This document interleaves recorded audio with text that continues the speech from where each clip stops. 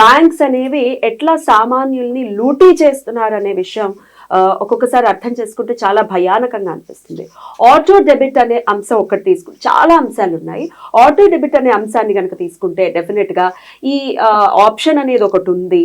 ఆ ఆప్షన్ అసలు సగటు సామాన్యుడికి తెలియపరచడం కానీ, ఒకవేళ మీరు డబ్బులు కట్టకపోతే ఎటువంటి కాన్సిక్వెన్సెస్ ఫేస్ చేస్తారని అర్థం చేయించడంలో డెఫినెట్గా బ్యాంక్స్ ఎంతవరకు దాన్ని ఒక రెస్పాన్సిబుల్గా తీసుకుని వాళ్ళకి అర్థం చేస్తున్నారు అని అంటే అది ప్రశ్నార్థకమే. ఆటో డెబిట్ అనే అంశం ఒక సామాన్యుడికి తెలుసా అంటే కూడా ప్రశ్నార్థకమే. చాలా మందికి తెలియనటువంటి పరిస్థితి. అసలు ఈ సమస్యతో మీరే పర్సనల్ గా ఫేస్ చేస్తున్నారు ఒక ఇష్యూ. ఆ ఇష్యూ ఒకసారి తెలుసుకుందాం సార్. దాని తర్వాత లా ఎట్లా మనకి హెల్ప్ చేస్తుంది. లాలో ఎన్నో ఎన్నో ఎన్నో అంశాలు ఉంటాయి. ఒక సామాన్యులకు అసలు ఏం తెలియదు ఎట్లా యూజ్ చేసుకోవాలో. ఎండ్ ఆఫ్ ది డే అమ్మ మనం కోర్టుకి వెళ్ళొద్దు, మన పరువు పోతుంది, మనం పోలీస్ స్టేషన్కి వెళ్ళొద్దు, మన పరువు పోతుంది. అరే అవి ఉన్నవి మనకి హెల్ప్ చేయడానికి సామాన్యుల కోసం చేశారు చట్టాలన్నీ కూడా. అవి ఎంతమంది యూటిలైజ్ చేసుకుంటున్నారంటే కూడా తెలియనటువంటి పరిస్థితి. అసలు మీరు ఫేస్ చేస్తున్నటువంటి ఇష్యూ ఏంటి? ఈ ఇష్యూతో చాలా మంది కూడా కనెక్ట్ అయి ఉంటారు, రిలేట్ అయి ఉంటారు. వాళ్ళకి డెఫినెట్గా హెల్ప్ చేసేటటువంటి విధానంగా ఈ వీడియో యూజ్ అవుతుందని మిమ్మల్ని రిక్వెస్ట్ చేయడం జరిగింది. First of all thank you so much sir, మీరు మీ సమయాన్ని ఇచ్చినందుకు thank you so much sir. Right sir, issue ఒకసారి తెలుసుకుందాం. అక్క చెప్పండి అక్క. మార్చ్ 27న నేను ఇంట్లో కూర్చున్నప్పుడు నాకు మెసేజ్ వచ్చింది, మీ అకౌంట్ నుంచి 1 lakh డెబిట్ అవుతాయి, అట్టు పెట్టండి అకౌంట్లో అని చెప్పి మెసేజ్ వచ్చింది. వచ్చిన వెంటనే నేను బ్యాంక్ వాళ్ళకి కాల్ చేయడము. లాస్ట్ ఇయర్ వాళ్ళు రిక్వెస్ట్ చేసిన దాని మీద ఒక టైఅప్ ఉన్నారు వాళ్ళు ఒక ఇన్సూరెన్స్ కంపెనీతో. ఒక 1 lakh నేను కట్టడం జరిగింది. అయితే మీరు ఆటో డెబిట్ పెడతారా అని అడగడము. నాకు ఆటో డెబిట్ పెట్టడం నాకు ఇష్టం లేదు, నేను ఉంటే కడతాను, లేకపోతే ఇట్ విల్ కంటిన్యూ, ఆ 1 lakh రిటర్న్ వస్తుంది నాకు అని చెప్పడం జరిగింది. అయితే ఇదేంటి మనం ఆటో డెబిట్ పెట్టలేదు కదా, ఇలా కట్ అవుతాయని మెసేజ్ ఎందుకు వచ్చింది అని చెప్పి నేను అడిగాను అనమాట బ్యాంక్ అని. అడిగితే అది ఎందుకు వచ్చిందో తెలియదు అని చెప్పడము. వెంటనే నాకు 2 అకౌంట్స్ ఉన్నాయి సేమ్ బ్యాంక్లో. అయితే సెల్ఫ్ కిందకి ఆ అకౌంట్లో నుంచి అమౌంట్ తీసేసి నేను వేరే దాంట్లో వేసేసుకున్నా సేఫ్ సైడ్గా. తర్వాత వాళ్ళు కాల్ చేయడము,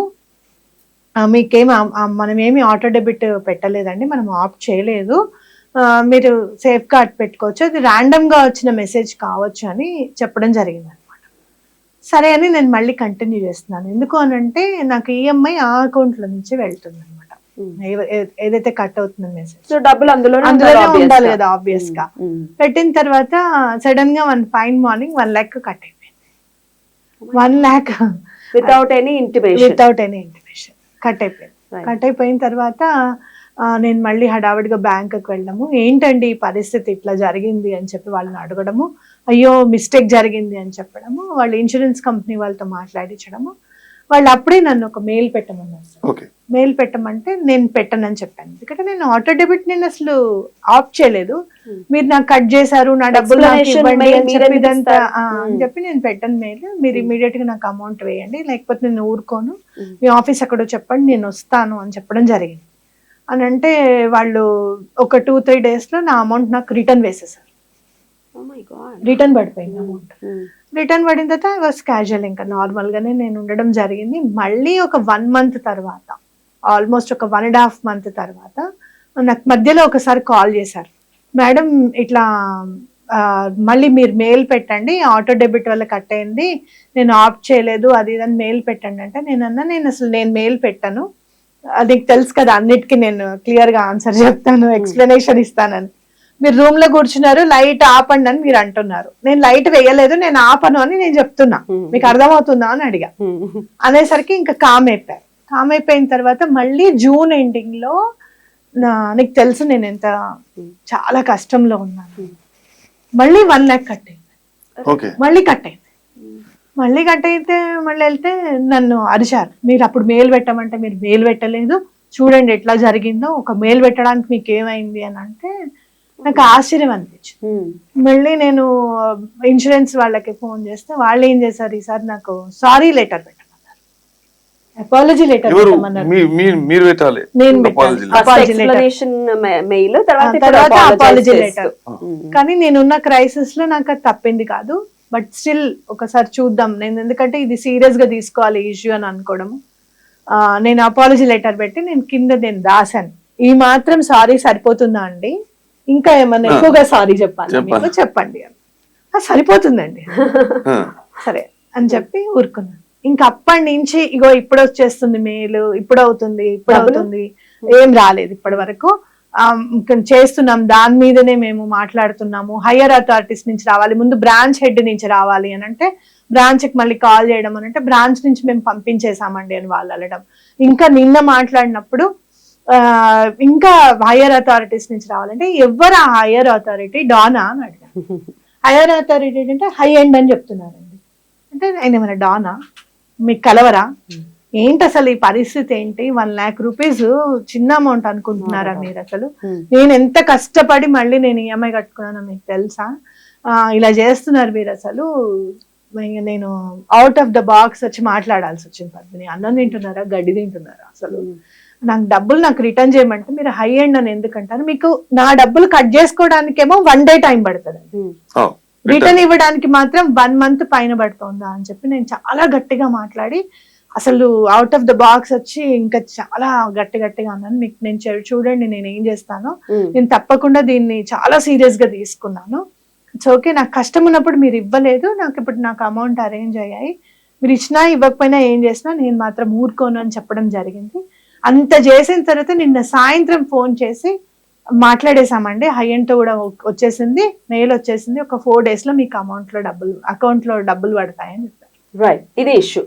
సార్ ఏంటి సార్ ఈ ఇష్యూ యాజ్ అన్ అడ్వకేట్ మీకు ఎట్లా అర్థం చేసుకుంటారు? అట్లాగే ఇలాగే చాలా మంది రిలేట్ అయ్యి ఉండొచ్చు. అసలు ఏంటి సార్ దీనికి సొల్యూషన్ ఏంటి? ఇప్పుడు మారుతున్న సాంకేతికతను కాలానుగుణంగా మార్పు రావాలి, మా కోసం కూడా చట్టాలు తీసుకురావాలి. ఎందుకంటే సాంకేతిక మార్పులు అనేటివి జరుగుతున్నాయి, పెను మార్పులు జరిగినాయి. ఇంతకు ముందు అలా నెగోషియబుల్ ఇన్స్ట్రుమెంట్స్ యాక్ట్ ఉంటుంది.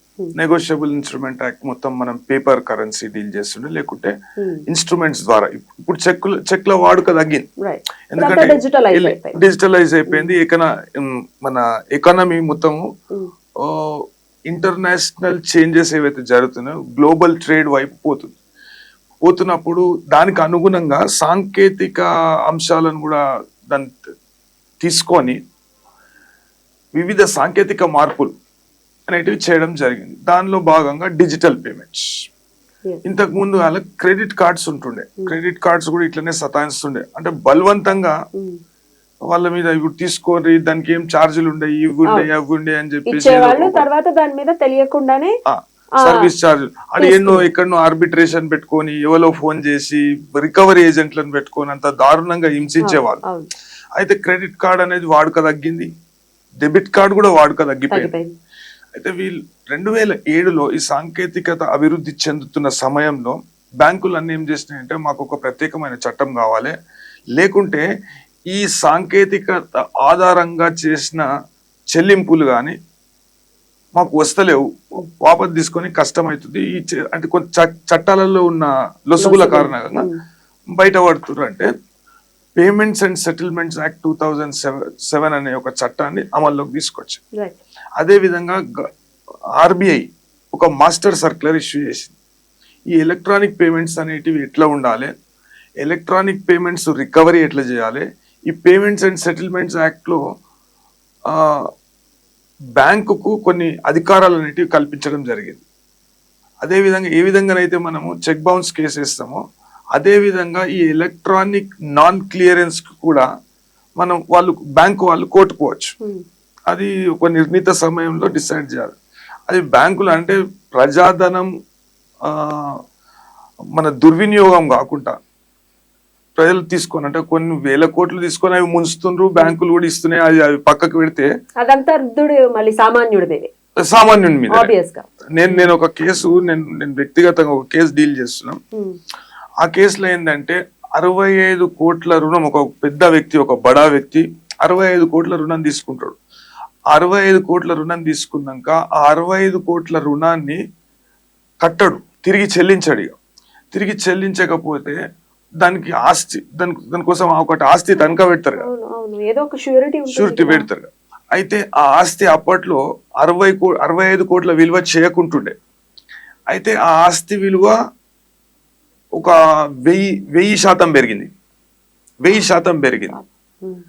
అప్పు 200 కోట్లు అయింది కట్టలేదు కాబట్టి. అయితే ఎంత దారుణం అంటే 135 కోట్లు రైట్ ఆఫ్ చేసి 65 కోట్లే కట్టాలి నువ్వు అని పబ్లిక్ ఆక్షన్ కు పోకుండా రైట్ ఆఫ్ చేసిన పైసలు పక్కకు పెట్టి, అది ప్రజాధనమే కదా. ఈ 65 కోట్లు కూడా వేరే బ్యాంకుతో లోన్ ఇప్పించి, అంటే మై తెరా ఖాన్ బర్దియా తు మేరా ఖాన్ బర్దియా, ఆ ఆస్తి అతనికి చేసిరండి. అంత దారుణంగా వ్యవహరిస్తున్నాయి. అయితే ఈ విషయానికి వస్తే, ఎలక్ట్రానిక్ పేమెంట్స్ విషయానికి వస్తే, ఎలక్ట్రానిక్ పేమెంట్ ద్వారా మేము చెల్లించిన డబ్బులు మేము తిరిగి వసూలు చేయలేకపోతున్నాము. కొన్ని సాంకేతిక ఇబ్బందులు తలెత్తుతున్నాయి. అదేవిధంగా చట్టపరమైన ఇబ్బందులు తలెత్తుతున్నాయి, న్యాయపరమైన చిక్కులు వస్తున్నాయని బ్యాంకులు ప్రభుత్వానికి, అప్పట్లో ఉన్న ప్రభుత్వానికి చెప్తే, ప్రభుత్వం బ్యాంకుల కొరకు ఒక ప్రత్యేకమైన చట్టం తీసుకొచ్చు. అయితే దానిలో section 10 of payments and settlements act 2007 ఏంటంటే, నువ్వు ఇప్పుడు మేడం చెప్పినట్టు అది నిర్బంధంగా తీసుకున్న పేమెంట్. నిర్బంధంగా నా అకౌంట్ లో డబ్బులు ఉన్నాయంటే ఏదో మెసేజ్ పెట్టినా అంటాడు, ఎలక్ట్రానిక్ మెసేజ్ పెట్టినా అంటాడు, ఇది పెట్టినా అంటాడు, టెలికాలర్ చేస్తా అంటాడు. నువ్వు ఎందుకు చేస్తావు? నీకు ఏం అవసరం? నువ్వు వేరే యూనిట్ కి పేమెంట్ చేయాలన్నా అది ఆ కస్టమర్ ఇష్టం, కస్టమర్ వ్యక్తిగత అభిప్రాయం లేకుంటే హక్కు. అది కస్టమర్, ప్రతి రూపాయి కస్టమర్ వ్యక్తిగత హక్కు. అయితే కస్టమర్ కు తెలియకుండా కొన్నిసార్లు అయితే దారుణమైన సందర్భాలు ఎదురైతే 3 రూపాయలకు ఈసీఎస్ బౌన్స్ అయిన కేసు ఉన్నది. ఈ సిబిల్ అని ఒక సంస్థను పెట్టుకొని, చాలా ఇబ్బంది పెడుతున్నటువంటి సిబిల్ అని ఒక సంస్థను పెట్టుకొని రేటింగ్ ఇస్తేనే లోన్లు ఇవ్వడము, లేకుంటే లోన్లు ఇవ్వకపోవడము, దారుణంగా అవమానించడము.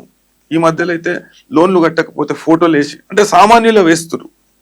అరే మరి పెద్దవాళ్ళు లూటీ చేసిన వాళ్ళు వేస్తలేరు. లూటీ చేసిన వాళ్ళకి ఇంకా సహకరిస్తున్నారు. ఇంకా లూటీ చేయండి ప్రజాధనాన్ని, మేము ఉన్నాం కదా, మేము ఇస్తాం మీకు. ఇప్పుడు 200 కోట్ల లోన్లో 135 కోట్లు మాఫ్ చేసి, ఆ 65 కోట్లు మిగిలిన బ్యాలెన్స్ 65 కోట్లు కూడా వానికి రుణం ఇచ్చి, అంటే వాడు కట్టింది ఏంది? 2000 కోట్ల ఆస్తి వానికి ఇస్తుండ్రు. దీనికంటే దారుణం ఉంటుందా? అదే 3 రూపాయలకు ఈసీఎస్ బౌన్స్ అయ్యింది. అంటే ఈ సాంకేతికతతో ఎన్ని ఇబ్బందులు ఎదుర్కొంటున్నారు ప్రజలు, ఎదుర్కొంటున్నారు సామాన్యులు, ఎదుర్కొంటున్నారు. ఈ బడాబాబులు అయితే వాళ్ళకి క్లియరెన్స్ అవుతుంది. అయితే ఇప్పుడు ఇట్లాంటి ఇష్యూ ఎవరైనా ఫేస్ చేస్తుంటే లా పరంగా ఎట్లా వాళ్ళని అడ్డుకోవచ్చండి? ఎట్లా మనం పోరాడచ్చు లా పరంగా? ప్రాథమికంగా బ్యాంకు సంబంధించి ఓంబుడ్స్మ్యాన్ ఉంటుంది. ఒక నేషనలైజ్డ్ బ్యాంక్ అయితే ఓంబుడ్స్మ్యాన్ ఉంటుంది. అయితే ఓంబుడ్స్మ్యాన్ కి మనం ప్రాథమికంగా కంప్లైంట్ ఇవ్వాలి. అదే విధంగా ఇబ్బందికి గురి చేసిన బ్యాంకు అధికారుల పైన కన్స్యూమర్ కోర్టులకు కేసేయాలి. అంటే ఈ విధంగా మమ్మల్ని ఇబ్బందులకు గురి చేసి మేము వేరే ఆర్థిక అవసరాల కొరకు దాచుకున్న డబ్బుని వీళ్ళు మా అనుమతి లేకుంటే మమ్మల్ని విసిగిస్తూ, లేకుంటే సాంకేతికత ఆధారంగా వేరే వాళ్ళకు బదలాయించడంతో ఆ మధ్యలో మేము ఎంతో మానసిక వ్యధకు గురయ్యాం.